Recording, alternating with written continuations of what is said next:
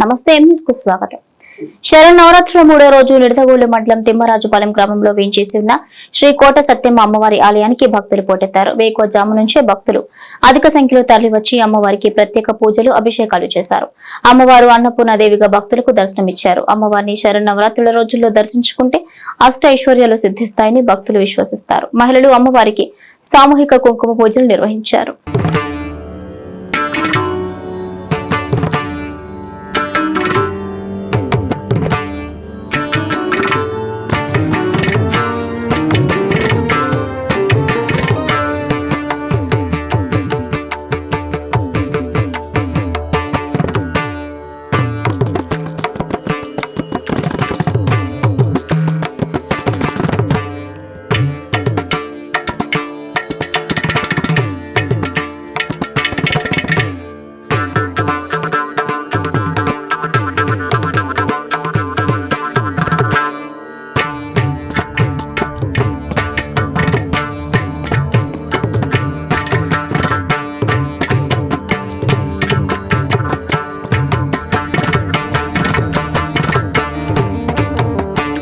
మరిన్ని తాజా వార్తా విశేషాల కోసం ఎం న్యూస్ ని సబ్స్క్రైబ్ చేయండి. మీ మిత్రులకు షేర్ చేయండి.